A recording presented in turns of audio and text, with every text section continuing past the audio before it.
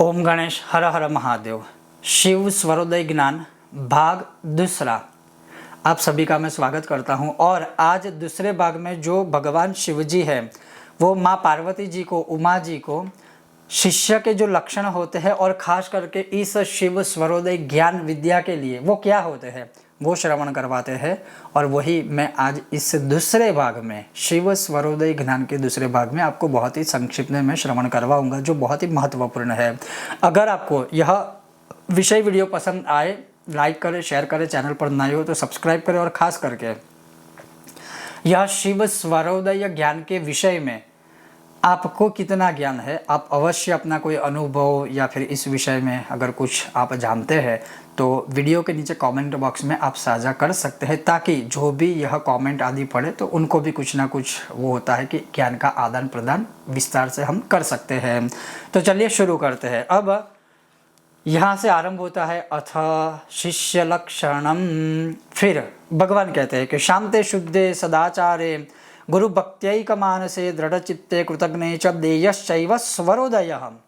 शांत स्वभाव जिसका हो, शुद्ध उत्तम आधार युक्त गुरु की भक्ति में जो अपना मन और चित्त परो के रखता है, जो अपने ऊपर गुरु की विद्या के द्वारा, गुरु के द्वारा नहीं लेकिन गुरु के पास जो ज्ञान है और उनकी दी हुई विद्या के द्वारा उसको उपकार स्वरूप में जो शिष्य स्वीकृत करता है, मानता है। यहाँ गुरु के उपकारों की बात नहीं है, गुरु के पास जो विद्या है यहाँ उसकी बात है, वो संदर्भ में है। ऐसे शिष्य को स्वरोदय ज्ञान देना चाहिए। बहुत सारे ऐसे ज्ञान है, बहुत सारी विद्याएं ऐसी है जो सभी के लिए सब कुछ नहीं होता है, और बहुत सारी चीज़ें ऐसी है वो सामान्य रूप से बाकी भी सारी चीज़ें सब कुछ सबके लिए नहीं होता है। लेकिन जो है वो अच्छे लोग अच्छा प्रयोग करेंगे तो अच्छा है, और बुरे लोग बुरा प्रयोग करेंगे तो वो फिर उनको उनके कर्म की गति, हानि या जो भी सारा है वो भुगतना पड़ेगा। लेकिन ऐसा ज्ञान लुप्त ना हो, विलुप्त ना हो, ये भी हमारी एक जिम्मेदारी है। लेकिन जहाँ एक पर्सनली तौर पर अगर गुरु के द्वारा या गुरु के माध्यम से किसी को देना है तो सिर्फ ऐसे ही शिष्य को यह शिव स्वरोदय ज्ञान देना चाहिए। ऐसा भगवान शिव जी माता पार्वती उमा जी को बता रहे हैं। फिर आगे क्या कहते हैं कि दुष्टे च दुर्जने क्रुद्धै नास्तिके गुरु तल्पगे हीन सत्वे दुराचारे स्वर ज्ञानम न दीयते। जो नास्तिक है, जो दुष्ट है, जो दुर्जन है, जो क्रोधी है, जो स्त्रियों पर बुरी नज़र रखता है, या जो स्त्री किसी पुरुष पर बुरी नज़र रखते हैं, अधीर है, दुराचारिणी हो, ऐसे को यह शिव स्वरोदय ज्ञान नहीं देना चाहिए। यहाँ पर ये बात की है। फिर भगवान कहते हैं कि हे देवी, मेरे कहेले इस वचन को समझकर जो मेरे देह में ही स्थित उत्तम ज्ञान है, जो गीतकार है, जो गीत विद्या है, गायन विद्या है, वेद विद्या है, शास्त्र विद्या है, अब इन सब को उच्चारित करने के लिए किसकी ज़रूर होती है? हम कहेंगे गले के। लेकिन भगवान क्या कहते हैं कि गले के अंदर और अपनी सांसों के माध्यम से नाक के द्वारा जिस नाड़ी का प्रयोग किया जाता है, जिसे हम इस शिव स्वरोदय के विषय में जानेंगे आगे, तो भगवान कहते हैं कि वो इन स्वरों के माध्यम से ही निकलता है। जैसे हम कहते हैं ना कि इसका तो स्वर कितना सुंदर है, कितना अच्छा गाते हैं या गाती है, क्योंकि उसका इतना स्वर अच्छा है। तो ये सारी विद्या ना उस गायिका या गायक के जो मंत्रोच्चार करते हैं, उन मंत्रोच्चार करने वाले वैदज्ञ के स्वर में कहीं ना कहीं सिद्धियाँ होती है। जैसे किसी का अगर चंद्र नाड़ी सही है, किसी की सूर्य नाड़ी सही है, किसी की दोनों सूर्य चंद्र नाड़ी सही है, तो मतलब ये बहुत ही अद्भुत श्रेष्ठ बात है। और भगवान क्या कहते हैं, स्वनहीनश्च दैवज्ञो नाथहीन यथाग्रहम शास्त्रहीनम यथा वक्त्रम शिरोहीनम च यद वपुः। ये भी बहुत ही समझने लायक बात है कि स्वर का ज्ञान रहित ज्योतिषी, इस स्वर का ज्ञान अगर किसी ज्योतिषी को नहीं है, बिना पति के घर वाली कोई स्त्री, मतलब जो वैवाहिक जीवन नहीं बिता रही है और संसार में है, वैसी स्त्री, शास्त्रहीन सुख, मतलब आपके पास दुनिया की सारी दौलत हो लेकिन एक उम्र के बाद को आपको एहसास होता ही है कि हमने पूरी ज़िंदगी कुछ नहीं किया है। हमारे पास ऐसे लोग भी आते हैं, इसलिए मैं ये शब्द का प्रयोग कर रहा हूँ। कहने का मतलब है कि धर्म का ज्ञान, जो धर्म हमें एक सत्कर्म की ओर प्रेरित करे, वह ज्ञान तो वो है। और मस्तक बिना अगर देह जैसे शोभित नहीं होता है, वैसे ही ये सारी विद्याएं शिव स्वरोदय ज्ञान के बिना कभी शोभित नहीं होती है। फिर भगवान आगे कहते हैं कि नाड़ी भेदम तथा प्राण तत्व भेदम तथैव च सुषुम्ना मिश्र भेदम च यो जानाति समुक्तिगः। अब यहाँ से शुरू हो रहा है। भगवान कहते हैं जो मनुष्य नाड़ी प्राण तत्व सुषुम्ना आदि मिश्रित तीनों नाड़ियों के भेदों का ज्ञाता है वह मोक्ष को प्राप्त कर ही लेता है, मुक्ति पद को प्राप्त कर लेता है। जैसे साकारे वा निराकारे शुभम वायु बलात्कृतम कथयन्ते शुभम के चित स्वरज्ञानम वरानने। जैसे भगवान क्या कहते हैं कि वायु का जो स्वरूप है वो दिखता तो है नहीं, फिर भी हम उसके आधार पर है। उसी तरह से अगर कोई भगवान स्वरूप लेकर साकार रूप में, जैसे हम साकार रूप को ही पूजते हैं, जो मूर्ति हो फोटो हो उसको, बहुत लोग ऐसे भी हैं जो निराकार रूप को पूजते हैं। तो चाहे वो साकार रूप में हो चाहे वो निराकार रूप में हो, लेकिन वह है तो वायु के ही स्वरूप में। उसी प्रकार से यह विद्या है, और चाहे वो साकार रूप भगवान का होता है वो भी मनुष्य का कल्याण करता है, चाहे वो निराकार रूप है वो भी तो भगवान का कल्याण ही करता है। और इसीलिए उस स्वर ज्ञान को वायु स्वरूप में मान के वैसे ही स्वर ज्ञान भी मनुष्य का कल्याण करता है। ब्रह्मांड के खंड को पिंड के स्वरूप में ही रचा गया है। जैसे यत पिंडे तद ब्रह्मांडे या यत ब्रह्मांडे तत् पिंडे, यह भी संस्कृत में आपने बहुत बार सुना होगा कि जो ब्रह्मांड है वही पिंड है, जो पिंड है वही ब्रह्मांड है। और जब जब हम श्राद्ध क्रिया भी करवाते हैं तो उसमें भी ये एक्सप्लेनेशन डिटेल में आता है। वहाँ पर भी ये जो एक एक श्लोक है वो काफ़ी विस्तृतीकरण से किया जा सकता है, वो हम वहाँ भी सबको एक्सप्लेन करते हैं। अब इसका बल कितना है, इसका महात्म्य है, अभी जो आप श्रवण कर रहे हैं वो महात्म्य है। शिष्य के लक्षण पूर्ण हुए, अभी ये महात्म्य है कि इस स्वर शास्त्र से शत्रुम हन्यात् स्वर बलम तथा मित्र समागमः लक्ष्मी प्राप्ति ही स्वर बलेर कीर्ति ही स्वर बले सुखम।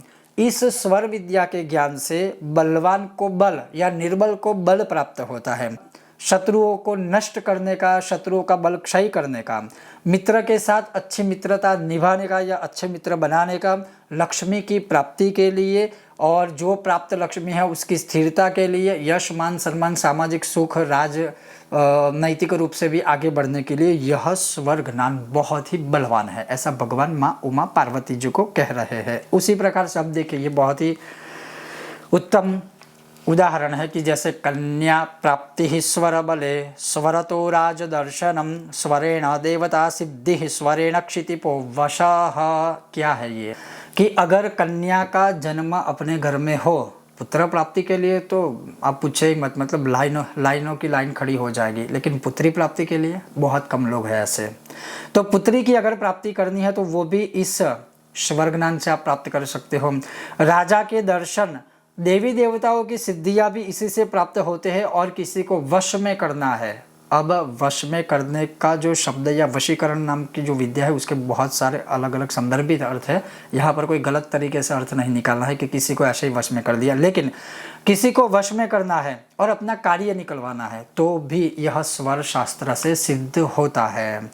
फिर भगवान कहते हैं कि शरीर में शारीरिक ऊर्जा का संचार करना, जैसे यहाँ उदाहरण के रूप में भी है। भगवान कहते हैं भोज्यम स्वर बले तथा, अर्थात अगर हम जब भोजन भी करते हैं तो कौन सी हमारे नाक की नाड़ी चलती है और उस टाइम पे हमें भोजन करना चाहिए, ये भी बहुत ही इंटरेस्टिंग और बहुत ही अद्भुत बात है। ये सारी चीज़ें आगे आएंगी।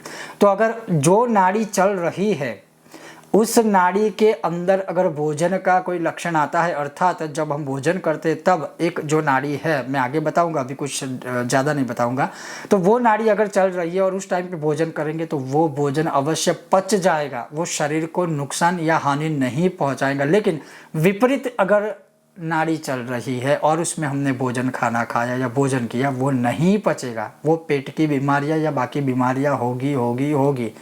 एक प्रकार से ये आप सोचिए डिटेल में कि शिव स्वरोदय नामक ज्ञान तो है, ग्रंथ भी है, लेकिन हमारे भगवान ने, ऋषि मुनियों ने कितना डिटेल में, मतलब उनके पास कितना क्या है, क्या बोल सकते हैं, मतलब उनसे बड़ा कोई साइंटिस्ट हो नहीं सकता है, क्योंकि ये पूरे शरीर की नाड़ियों के साथ विज्ञान के साथ यह बहुत बड़ा ज्ञान है।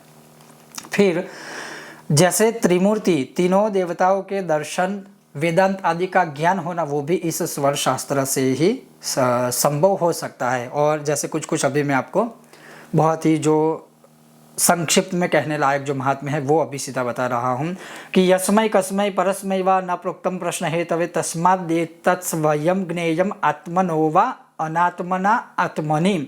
स्वरोदय प्रश्न करने से यह शिव स्वरोदय के यह ज्ञान के समय उसमें अंतराल में या बीच के समय में कुछ भी ऐसा नहीं करना चाहिए, ना बोलना चाहिए, ना किसी की निंदा आदि करनी चाहिए जिससे यह ज्ञान हमारा नष्ट ना हो। अर्थात जब यह विद्या का हम प्राप्तिकरण करते हैं, इस विद्या को सीखते हैं, पढ़ते हैं, तब नियम सात्विक ही होने चाहिए। फिर स्वरोदय ज्ञान में तिथि, नक्षत्र, वार, ग्रह, देवता, भद्रा, व्यतिपाद और वैद्रुत आदि दोष कभी नहीं होता। ये बहुत बड़ी बात है कि न तिथिर न च नक्षत्रम न वारो ग्रह देवता न च विष्टिर्व्यतिपातो वैद्रुत्यस्तथैव च।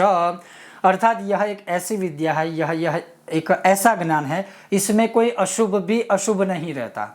यह विद्या सीखने में या इस विद्या का प्रयोग करने में कुछ भी अशुभ नहीं है। किसी भी दिन किसी भी समय यह विद्या सीख भी सकते हैं, सीखना आरंभ भी कर सकते हैं और इसका जब प्रयोग भी करना है तो प्रयोग भी कर सकते हैं। जैसे मैं एक बहुत बड़ी बात आपको बताऊंगा कि सूर्य अस्त हो जाए उसके बाद कभी ज्योतिष विद्या नहीं देखते। ये शायद बहुत लोगों को अजीब लगेगा, शायद कुछ मानेंगे कुछ नहीं भी मानेंगे, लेकिन ये मैं बहुत ही आपको क्लियर बता रहा हूँ और उसका भी प्रमाण मैं कभी ना कभी डिटेल में दूंगा। सूर्यास्त होने के बाद ज्योतिष विद्या जैसे हस्तरेखा है, जैसे कुंडली दर्शन आदि है, वो कभी नहीं दिखने चाहिए। और ये जो सही में जो जानते हैं समझते हैं वो अवश्य इस नियम को आचरित करते होंगे और आप समझ गए होंगे, मैं ज़्यादा नहीं कहूँगा। लेकिन यह एक ऐसी विद्या है कि जिसके लिए कोई दोष नहीं है। रात्रि काल, मध्य रात्रि काल, प्रातः काल, मध्याह्न काल, सायं काल, संध्या काल, किसी भी समय इस विद्या का प्रयोग आप कर सकते हैं। अब यहाँ से डिटेल थोड़ा शुरू हो रहा है कि नाभिस्थान गकंदोर्ध्वम अंकुरा इव निर्गतः द्विसप्तति सहस्राणि देह मध्य व्यवस्थितः। नाभि के मूल स्थान में अंकुर के समान वहाँ से नाड़ियाँ बननी शुरू भी होती है और निकलनी भी शुरू होती है। और उस नाड़ी की संख्या कितनी है?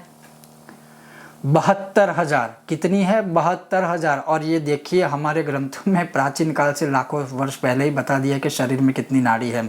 और इसका दूसरा भी उदाहरण मैं साथ में आपको देना चाहूँगा। मैंने बच्चों की जो यह नाभि की नाल होती है, बच्चे का जन्म हो जाने के बाद उस पर मैंने वीडियो बनाया था और वो वीडियो काफ़ी लोगों ने देखा है और बहुत लोगों ने उसमें कमेंट भी की है। तो वो वीडियो इतना अद्भुत है, देखना चाहिए। अब आप देखिए विज्ञान भी इस चीज़ को मान रहा है। हमारे ज्ञान में तो हजारों, मतलब शिव जी अगर माँ पार्वती जी को कह रहे तो आप सोचिए कितने वर्षों पुरानी बात होगी। तो इसमें संख्या सहित शिव जी कहते हैं कि 72,000 नाड़ियों का जो प्रादुर्भाव है वो नाभि के मध्य भाग में, यहाँ लिखा है मध्यम कुराहा, मध्य भाग में अंकुर के समान शुरुआत होती है। और इसीलिए हम बच्चों की नाड़ी जो है ना नाभि के साथ के नाभि के ऊपर जो होती है वो संभाल के रखते हैं क्योंकि वो बहुत काम में आती है। साइंटिफिक रूप से सबको पता है कि अगर बच्चा बीमार होता है तो उस नाभि या उस नाल का प्रयोग करके उसको ठीक कर सकते हैं। और सबसे बड़ी और ये जो चीज़ें ना सिर्फ वो एक माँ महसूस कर सकती है, उसी नाभि के साथ जब बच्चा गर्भ में रहता है। और इसीलिए माँ का बच्चों के साथ एक अलग ही रिलेशन होता है क्योंकि नाभि के साथ जुड़ा हुआ है। मतलब सारी जो माँ की और बच्चे की नाड़ियाँ है ना वो गर्भ में 9 महीने तक ये मानो कि एक समान एक ही है और वही से सब कुछ चल रहा है। ये बहुत गहराई वाला ज्ञान है।